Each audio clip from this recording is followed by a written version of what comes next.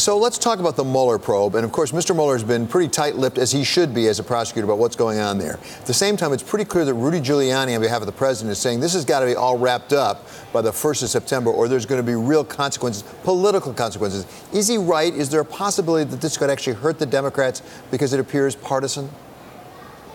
I'm not sure how that works. I think Rudy wants it to end because it's embarrassing to the president. I mean, let's just look at today's headlines.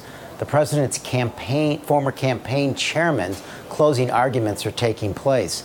His former national security advisor has already pled guilty about meeting with the Russians about the sanctions. His personal attorney is making noises and giving all indications that he might very well flip on the president. 35 indictments. He continues to call it a witch hunt. I think Rudy's got this the wrong way. Well, insofar as those may be issues in the election coming up in November, doesn't that actually underscore the point? And we had this issue with Mr. Comey about whether it really got into politics. And there's a perception that whether you're a Republican or a Democrat, people want this thing wrapped up. That's what the polls show overwhelmingly. If a poll told me that they wanted this closed down, I would tell them it still needs to take place. This is the most important investigation of our lifetime. The reason it's taking so long is it's complicated. I always said that if Watergate was algebra, the Russian investigation is calculus. And I would tell my Republican friends, the fact is the Russians attacked the entire democratic process. They hacked into states' boards of elections. And as Director Comey said, they'll be back. But recently, DNI Coates said the lights are blinking red. They are back. The threat is very real. Whether you're a Democrat or Republican, this matters. Of course, we saw the firing of former agent Peter Strzok from the FBI. What are your reactions to his firing, given that, of course, he had, in fact, sent anti-Trump texts? You know, it's interesting. People who work for the Justice Department or the intel community, they have their political views. We understand that. And as long as their views don't impact how they do their job, they have a right to those views. We also understand that there was anti-Clinton emails and information and discussions that took place before in previous investigations. I think we all have to understand that and let our law enforcement agencies have their personal views as long as they don't get in the way of their job. So you mentioned earlier Paul Manafort's trial right now. Have you heard anything from this process that you believe could aid Mr. Mueller and his broader Russia investigation? Well, I think this is the first of many trials that will involve people involved with this investigation.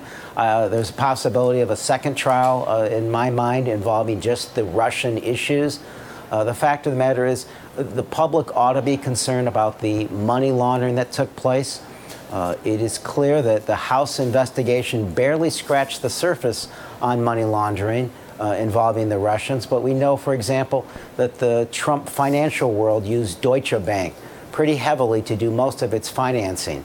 And that Deutsche Bank was involved and fined over $600 million for their involvement with money laundering in the Russians. So if you take anything from this first trial, the fact that money laundering was taking place with someone who was the president's campaign chairman ought to open some eyes. In fairness, though, Mr. Trump himself, the President of the United States, was not directly implicated in this trial whatsoever.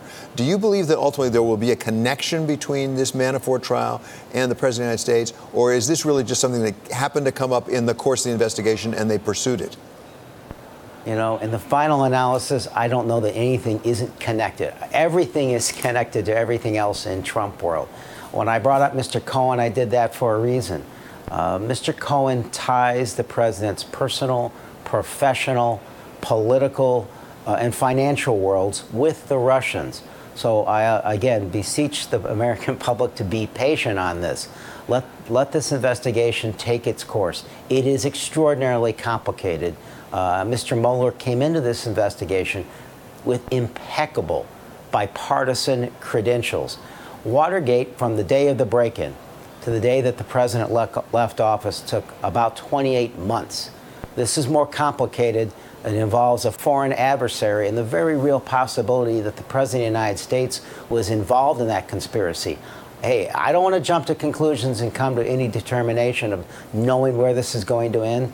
I ask people on the other side to do just the same. Congressman, one place where the American people should not be patient, I'm sure you'll agree, is in protecting our election process going forward. Let's go forward in November, and those blinking red lights that DNI Coates actually referred to. From what you know on the Intelligence Committee, how much danger are we in? And I say this in part because now we're finding out that Russian websites have been taking information from U.S. websites and just promulgating it very aggressively. Can we protect ourselves from that? I think we can, and there's models from countries like Finland that have dealt with this, the Kremlin playbook, for decades now. Some of that is inoculating and educating the American public as how they weaponize social media, using those social media platforms to help educate the American public, provide greater transparency. But again, they attacked our state board of elections. I believe my state was one of the very first in August of 2016. I was able to allocate out of the House $380 million to protect our country and buy new election equipment, software, and training. But we probably have the decimal point in the wrong place. On partisan line votes, we lost trying to get $380 million for 2019 to do the same thing. Putting that in perspective, after Bush-Gore and the hanging Chad controversy, our country spent $3.5 billion protecting the integrity of the electoral process. We're not anywhere near doing that. When the President of the United States says this is a witch hunt and a hoax, it makes it very difficult to pass meaningful, bipartisan efforts to defend our country. So in this environment, what are your thoughts of Senator Rand Paul inviting Russian lawmakers into Washington, into the United States, or even hosting President Putin in the U.S.? I always believe that diplomacy is valuable. I always believe engagement is valuable. But at some point, the senator and the Republicans have to call the Russians out and tell them, what President Obama said well over a year and a half ago, cut this out. You attacked our democratic process. That won't be tolerated. Call them out on Crimea. Call them out on the other issues of concern. So I don't have an issue with engagement, but there also has to be accountability. Okay, so the Russia issue, though, does not seem to be playing into voters' minds going into November right now, according to polls. What's going to play into your constituents' feelings when it comes to voting on what issues? Look, the American public has their own mind and a way of deciding what's important. My job is to message them as much and as effectively as I possibly can about what the Russian threat to our democracy is and how to respond. The fact that the American public has ebbs and flows of interest on this issue is understandable. It's a long process. We're going to need their patience. That same sort of polling took place in Watergate. Should we have shut down the Watergate investigation midway through? No, it was important. All I can say is be patient. This is more complicated and more important. Let it bear its course. We need to know what the Russians did and how to stop them in the future. We also need to know who was involved in that process.